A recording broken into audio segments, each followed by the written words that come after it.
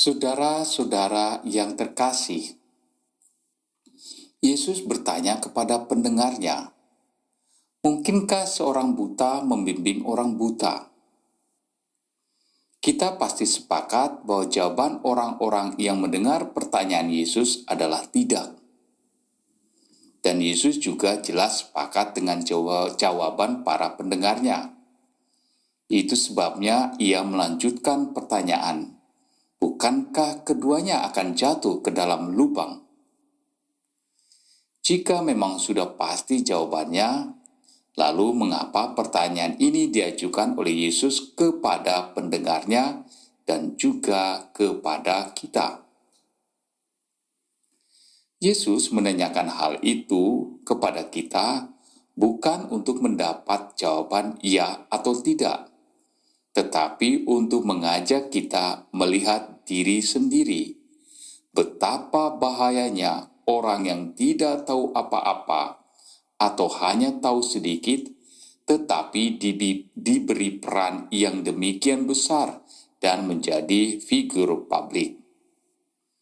Saat ini hal itu begitu mudah ditemukan. Coba saja kalau kita melihat channel-channel YouTube. Coba kita tulis dalam kolom search obat COVID-19.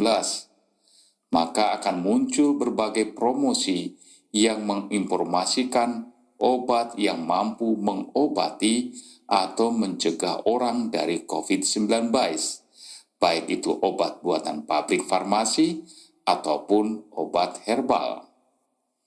Semuanya mengiklankan obatnya seakan-akan obat itu begitu ampuh. Semua menjadi ahli yang mampu mengobati COVID-19. Akan tetapi, jika ditelusuri lebih jauh, ternyata mereka ini kebanyakan bukan peneliti, bukan ahli farmasi atau dokter. Mereka adalah orang-orang biasa yang bahkan mungkin jika ditanya bagaimana bentuk virus COVID-19 saja, tidak mampu menjelaskannya dengan baik. Mereka sebenarnya adalah orang yang buta. Yesus memperhatinkan adalah mereka yang menyaksikan tayangan tersebut. Mereka percaya begitu saja dan mengikuti apa yang disarankan dalam video tersebut. Hasilnya, mereka merasa yakin tidak akan terkena COVID-19 dan karenanya mengabaikan protokol kesehatan yang disarankan oleh para ahli.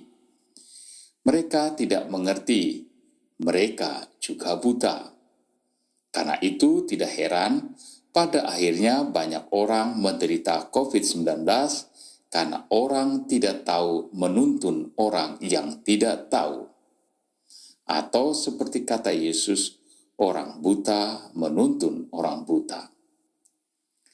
Kita mungkin tertawa dan berkata diam-diam betapa memalukannya orang-orang tersebut. Tetapi sayangnya kadang kita juga melakukannya tanpa sadar. Kita meneruskan info-info yang tidak tepat tadi secara cepat ke teman-teman lainnya, tanpa membaca, tanpa meneliti kebenarannya, hanya supaya dianggap menjadi orang yang tidak ketinggalan. Bukankah dengan demikian, sebenarnya kita juga menjadi orang buta, orang yang tidak kritis, dan menjadi orang buta yang menuntun orang lain lewat pesan-pesan yang kita sampaikan secara tergesa-gesa. Mungkinkah orang buta menuntun orang buta? Akhirnya hanya suatu pertanyaan retorik yang menggugah kita untuk melihat diri sendiri.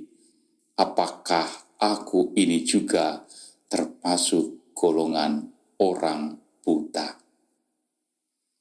Tuhan memberkati.